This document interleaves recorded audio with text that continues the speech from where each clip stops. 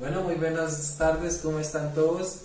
Mi nombre es Johan Ordóñez y les voy a hablar sobre el presupuesto general de la Nación. Pues básicamente el presupuesto general de la Nación es esta forma en la cual el gobierno envía sus diferentes recursos a diferentes sectores del país, por ejemplo la educación, la salud, la seguridad. El presupuesto general de la Nación es muy importante debido a que por medio de este el país puede identificar sus problemáticas, a dónde puede enviar más recursos, mejor dicho, puede tener como en claridad al país completo en base de dinero. Primero que todo, para tener un presupuesto general, pues se necesita un respectivo recaudo, que es básicamente el país con todos los impuestos que recoge en el año en curso, pues como que da una cifra de estos recursos y dice, bueno, para el otro año nos podemos gastar X cantidad de dinero y ya pues teniendo la base, que es la cantidad de dinero que se va a presupuestar para todo, porque eso se hace a mediados de octubre, de septiembre a octubre del año anterior, de ahí se presupuesta todo el año siguiente, a donde hay los recursos como lo pueden ser la salud, la educación, la seguridad y muchas cosas más donde se puede enfocar el dinero del gobierno. Pues bueno, ya después de tener esta base de presupuesto, se envía una notificación al Ministerio de Hacienda, donde es allí donde se empieza a gestionar cuáles son las primeras necesidades del gobierno para enviar estos recursos. El Ministerio de Hacienda dice, bueno, ¿cómo estamos? ¿A dónde voy a enviar estos recursos? Habla con varias partes del país a dónde puede destinar aquellos recursos. Después de que el Ministerio de Hacienda tenga claro estos recursos, digamos, para dónde van a ir. Bueno, entonces, después de tener este presupuesto, que básicamente en primera instancia empieza en el Ministerio de Hacienda, pues básicamente se entra en un debate con el Senado, prácticamente con el Senado y la facultad de las comisiones económicas del Senado, bueno, prácticamente el Senado, donde allí es donde se debate y el Senado aprobará qué presupuesto van a dar para el otro año. Para el año 2023 se tenía en primera instancia un presupuesto de 394 billones de pesos. Se hicieron otras reuniones y se lograron adicionar 14.2 billones de pesos, donde va a generar un total de presupuesto para el siguiente año de 405.6 billones.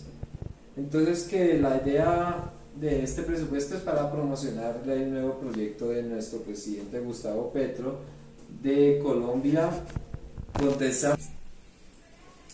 bueno, entonces, teniendo en cuenta lo anterior, pues teniendo en cuenta que ya se aprobó el presupuesto para el año siguiente, ¿qué se empieza a hacer? Pues ya entra en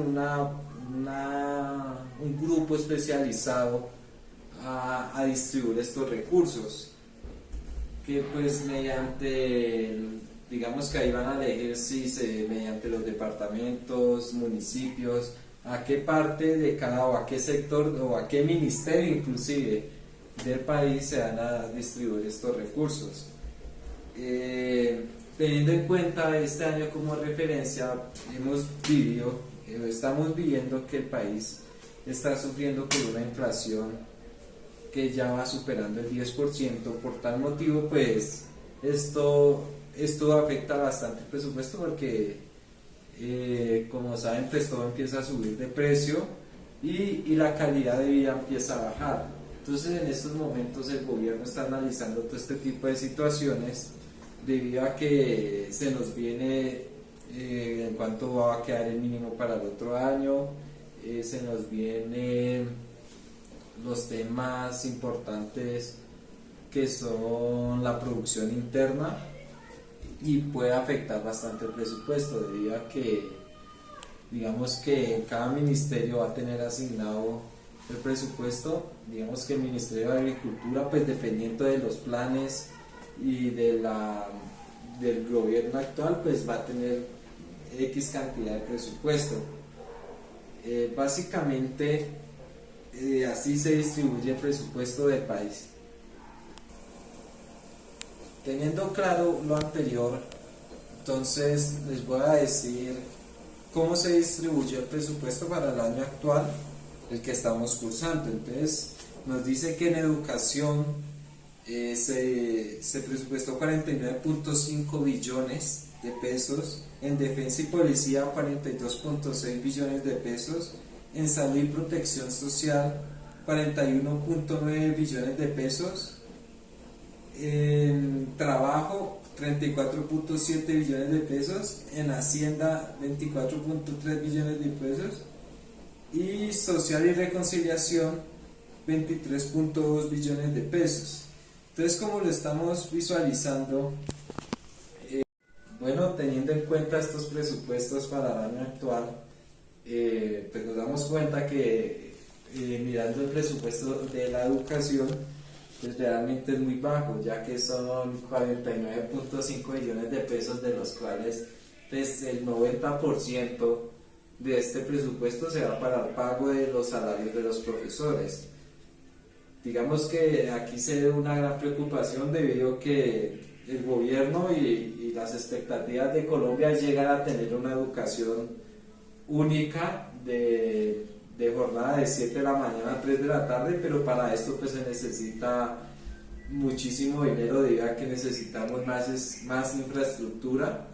Actualmente los colegios, la mayoría cuentan con jornada de la mañana y jornada de la tarde. Por tal motivo, pues para poder generar una jornada única necesitamos infraestructura para poder tener a todos los muchachos en el colegio, más profesores, porque se necesitarían de más profesores para poder atender la cantidad de muchachos. Se necesitaría una buena alimentación debido a que pues si un estudiante no está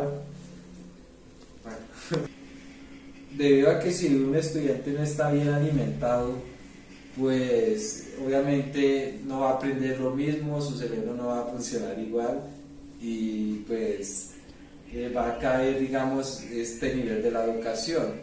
Por tal motivo, pues miramos que para un presupuesto de 49.5 billones para todo el territorio nacional, sinceramente es muy bajo.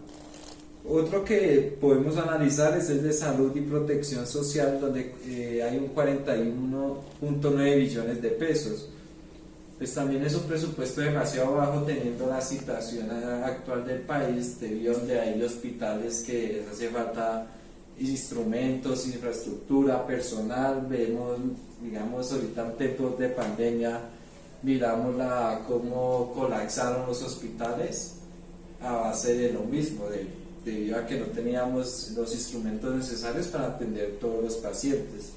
Creería que en este ítem podríamos aumentar mayor presupuesto para así garantizar una buena salud y asimismo, dependiendo de la salud, pues las personas pueden progresar, estudiar y salir adelante. Otro, digamos, el de presupuesto de vivienda, que son 6.4 billones, es un presupuesto también demasiado bajo, debido a que pues en todo el territorio nacional pues la mayoría de personas no tienen su vivienda propia.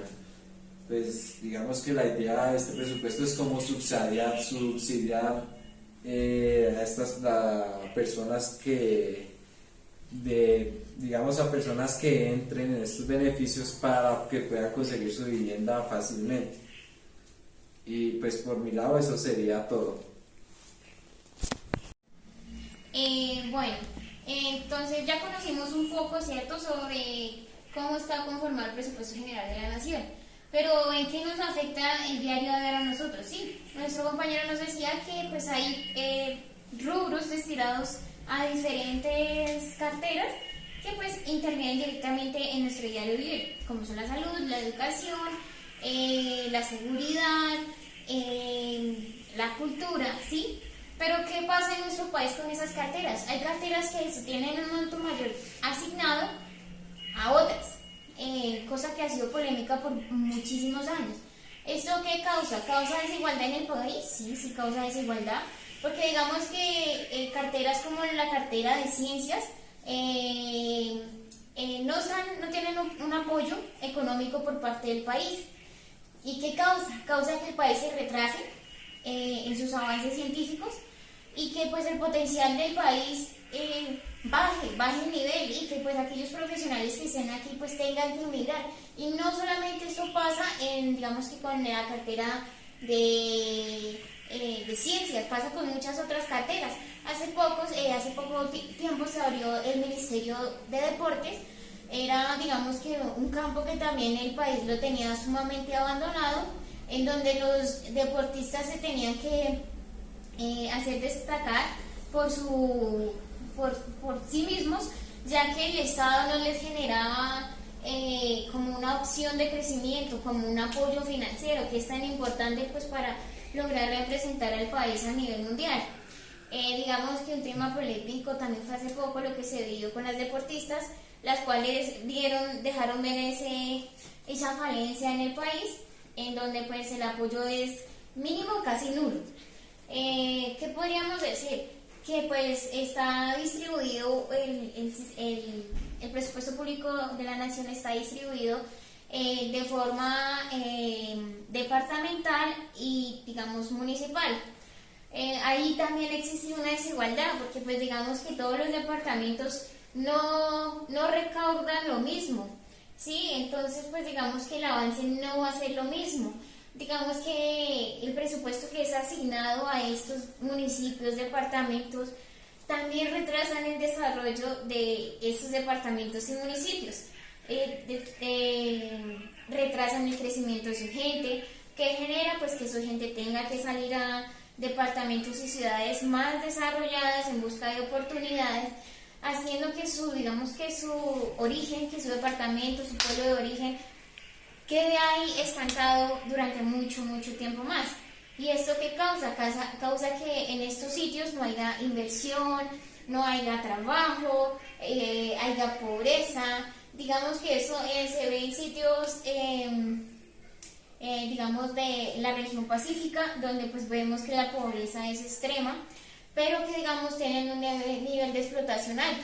Pero ¿qué pasa? Digamos en temas de Chocó, el nivel de explotación es alto, pero digamos que el recurso queda una parte, sí, pero el recurso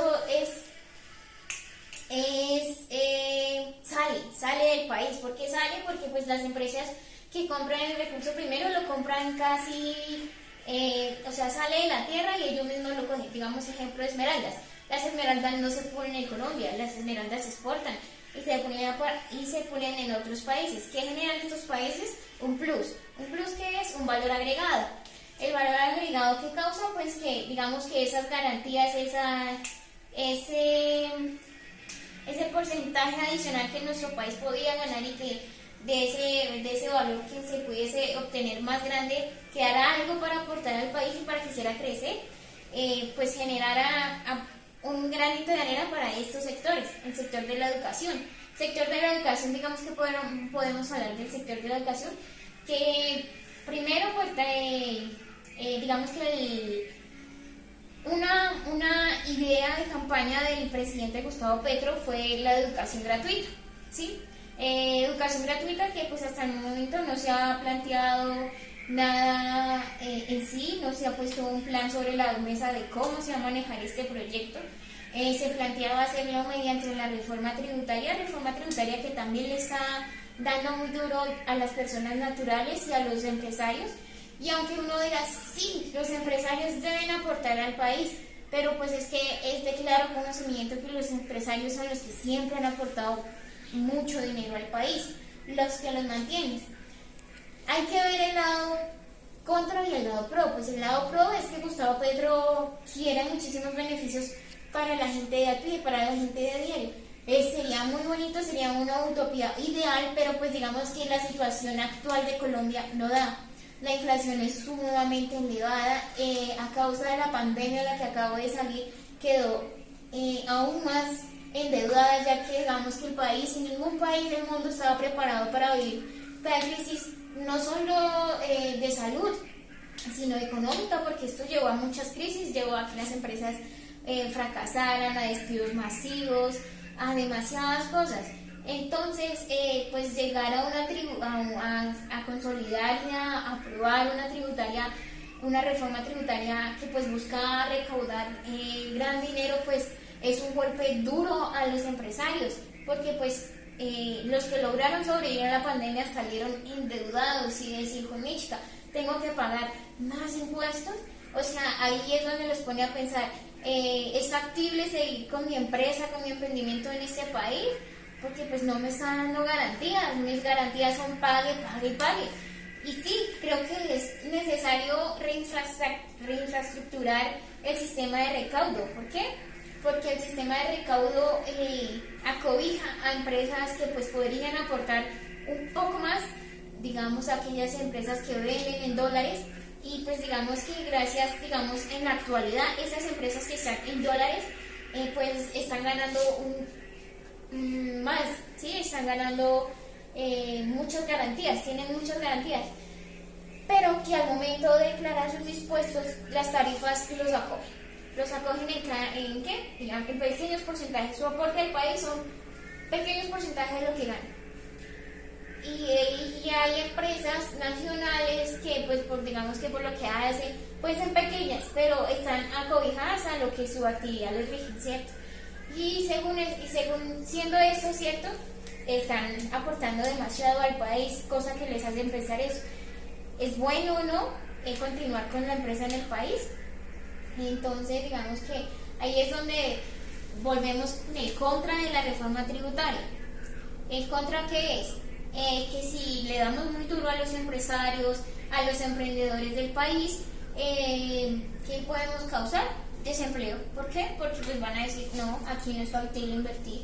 Además, aquí digamos que hace poco se reveló un estudio que el nivel de inversión en el país bajó. ¿Esto qué causa? Pues lo que les estoy comentando, que empresas extranjeras ya no deseen invertir en capital colombiano, y que aquellas empresas que ya tenían invertido en el capital colombiano busquen otros mercados en el comercio que les pueda brindar oportunidades de crecimiento y donde ellos puedan ver un valor agregado, ¿sí? una ganancia a su trabajo.